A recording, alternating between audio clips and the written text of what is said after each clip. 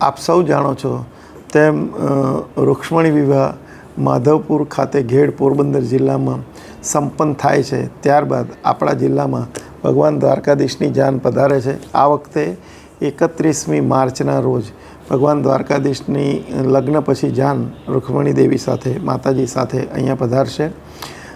સાંજે 5 વાગે આપણા રથનું અહીંયા આગમન થશે અને એ પહેલાં દ્વારકા જિલ્લામાં હર્ષદ ખાતે 2 વાગ્યાની આસપાસ પ્રવેશશે. ત્યાં હર્ષદ ખાતે એનું સામયું કરવામાં આવશે. ત્યારબાદ લાંબા અને ભોગાત ખાતે ભગવાનનું સ્વાગત થશે. કુરંગા ખાતે સ્વાગત થશે અને ત્યારબાદ દ્વારકામાં હાથીગેટ પાસે પ્રવેશશે ત્યારે નગરજનો દ્વારા તેનું ભવ્ય સ્વાગત કરવામાં આવશે.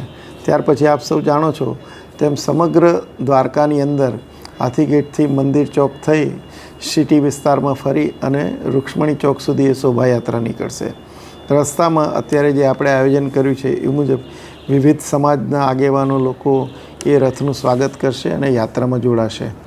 ત્યાર પછી હાથીગેટ ખાતે યુવક સેવા અને સાંસ્કૃતિક વિભાગ દ્વારા આપણું જે યાત્રાધામ વિકાસ બોર્ડ જે છે એના સંયુક્ત ઉપક્રમે એક કલ્ચરલ મલ્ટીમીડિયા પ્રોગ્રામ થવાનો છે ભગવાન કૃષ્ણના જીવન કવન ઉપર આધારિત.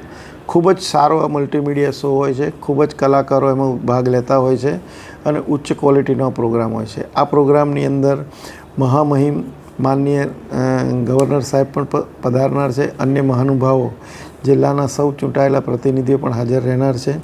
મારી આપ સૌને વિનંતી છે કે શોભાયાત્રામાં જેમ દર વખતે ઉલટભેર આપણે ભાગ લઈએ છીએ એમ આ વખતે પણ બધા જોડાઈએ, એનું સામયું કરીએ, સ્વાગત કરીએ અને હાથીગેટ ખાતે નગરપાલિકાનું જે પાર્કિંગ ગ્રાઉન્ડ છે એમાં યોજાનારા સાંસ્કૃતિક કાર્યક્રમમાં પણ સૌ એટલા જ ઉત્સાહથી બધા ભાગ લેવા હું સૌને નિમંત્રણ પાઠવું છું. આભાર.